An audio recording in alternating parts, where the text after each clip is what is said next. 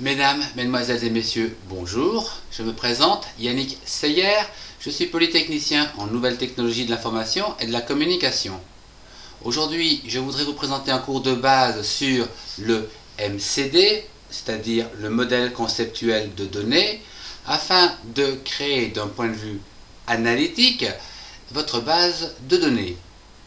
La base de données, comme nous l'avons vu dans le précédent cours, est un ensemble d'informations stockées sur un support, papier ou disque dur par exemple, et dotée d'une organisation. Cette organisation va donc vous permettre d'accéder à l'information le plus rapidement possible. Exemple du jour, la recherche d'informations sur Internet à l'aide d'un moteur de recherche. Je vous rappelle que les informations qui se situent sur le support Internet constituent aujourd'hui la plus grande base de données mondiale. Quant à son organisation, elle repose sur des mots-clés de recherche de façon à accéder rapidement à l'information demandée grâce au moteur de recherche. Il faut savoir que plus les critères de clés sont pertinents, plus la qualité de l'information est grande. Exemple, si dans votre moteur de recherche, vous recherchez des cours, donc vous marquez ici COURS, vous allez donc obtenir au niveau du monde Internet quelque chose comme 300 millions de résultats. Si vous avez donc des critères plus pertinents du type cours de base de données, par exemple, vous n'aurez plus que 1 million de résultats. Si vous rajoutez de nouvelles informations à votre critère, donc de recherche, cours de base de données en vidéo de français, par exemple, eh bien ce résultat va tomber à 50 000, par exemple, etc., etc.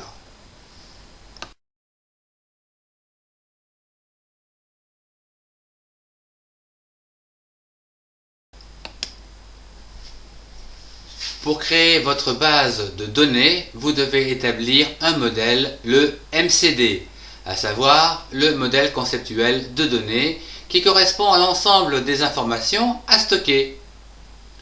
Pour le réaliser, il faut donc procéder de la manière suivante. La première étape consiste à décomposer l'information globale en entités indépendantes, représentées par des rectangles comme celui-ci, avec le nom de l'entité à l'intérieur.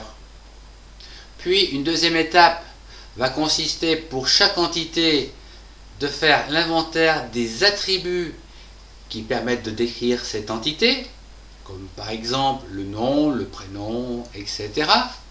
Puis pour cette entité, une troisième étape, c'est de choisir l'attribut ou le groupe d'attributs qui vont constituer la clé primaire. La quatrième étape, elle, va permettre de définir les associations qui sont sous forme d'ellipses, comme celle-ci, et qui relient différentes entités, comme celle-là, où il est conseillé, bien sûr, de réaliser ou donc de favoriser des associations de type binaire, c'est-à-dire que pour une association, il y a donc deux entités, une en amont et une en aval. La cinquième étape va vous permettre de déterminer les attributs de cette association.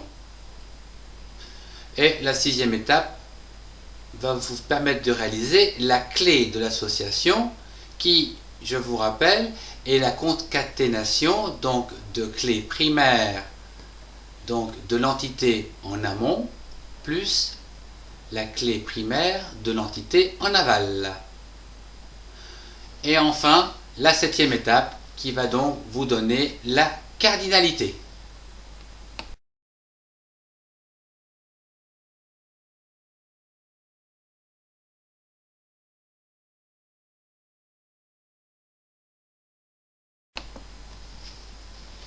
Je vous propose un petit exemple concret.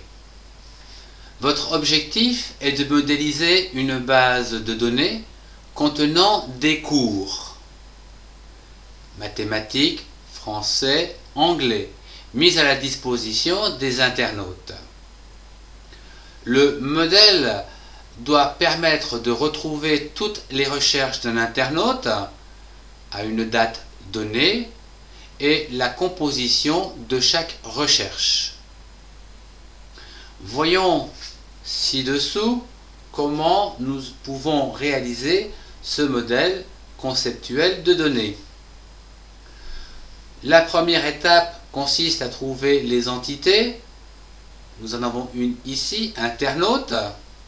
Donc nous allons le représenter ici par un grand rectangle avec le nom de l'entité internaute à l'intérieur. Et nous avons les cours qui se trouvent ici. Donc c'est un deuxième rectangle où l'entité se nommera cours.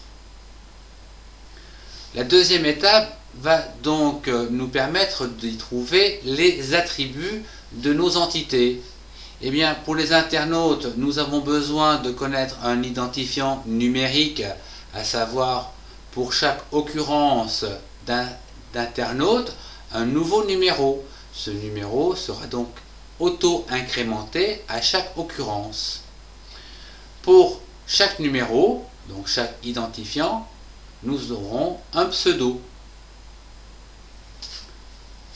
Au niveau des cours, nous avons besoin aussi d'un identifiant numérique pour chaque occurrence de cours. Le numéro 1 sera par exemple pour le français, le numéro 2 sera par exemple pour l'anglais, etc. Et vous aurez associé donc à chaque numéro un titre. Le 1, ça sera ce qu'on a dit par exemple le français, le 2 l'anglais, etc. Nous avons donc vu en premier lieu donc comment créer nos entités, y trouver les attributs et les identifiants, c'est-à-dire les clés primaires. Voyons à présent les associations qui relient ces entités. Nous avons dans le texte de départ ici qu'un internaute recherche un cours ou un cours est recherché par un internaute. Donc, c'est bien une association puisque c'est un verbe d'action. Nous allons le retrouver ici sous une forme graphique elliptique à l'intérieur duquel on va y retrouver son nom recherché. À présent, au niveau des attributs, nous avons vu dans notre texte de départ que nous voulions retrouver par date donc qui fait quoi. Donc nous avons besoin de la date ici. Et à présent, l'identifiant sera donc composé par la concaténation des identifiants en amont donc de l'internaute et en aval des cours, d'identifiants primaires des cours, donc la clé primaire des cours. À présent que nous avons réalisé donc ce modèle, il nous reste à y poser les cardinalités. Pour un internaute, donc il va chercher au moins un cours, mais il ne peut pas en prendre plusieurs, il peut prendre qu'un seul cours à la fois. Il peut prendre soit du français, soit de l'anglais, soit des mathématiques. Donc la cardinalité sera 1, 1, minimum 1, maximum 1. À présent, la cardinalité des cours, les cours peuvent être pris par aucun internaute, 0, mais peuvent être pris par tous les internautes. Donc, on peut donc y trouver la cardinalité 0n. Voilà, c'était pas compliqué.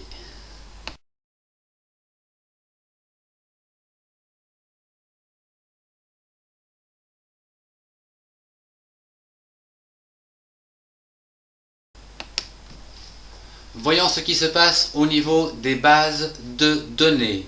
Lors de la création des internautes, c'est-à-dire ici je parle de l'entité internaute avec ses attributs identifiants et pseudo, nous aurons donc des occurrences qui vont donc être comme celle-ci, où l'identifiant sera incrémenté de 1 en 1 pour des pseudos différents.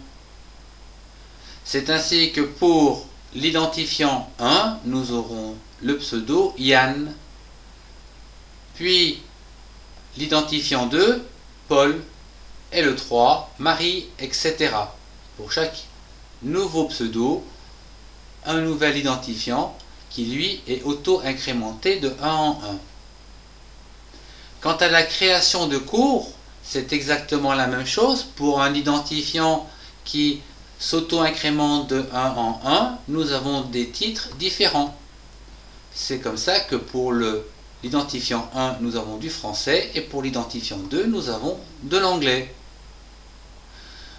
Quant à la recherche qui se trouve ici, nous voyons que pour l'internaute numéro 1, il a recherché le cours numéro 2, c'est-à-dire de l'anglais, à la date suivante. L'internaute numéro 2, donc Paul, lui, a cherché tout de suite de l'anglais à cette date-là. Et notre internaute numéro 1, Yann, est revenu un peu plus tard et a demandé donc le titre numéro 1, c'est-à-dire du français. Nous pouvons dire par exemple que nous pouvons retracer ce qu'a fait l'internaute numéro 1 dans cette journée par exemple, puisque nous retrouvons ici son identifiant et nous retrouvons ici les titres qu'il a regardés, ou disons les cours qu'il a consultés ou recherchés. Nous pouvons voir que pour le 19-06-2011, l'internaute numéro 1, c'est-à-dire Yann, a pris un cours d'anglais et un cours de français. Voilà, je vous remercie de votre attention, au revoir et à bientôt pour un prochain cours.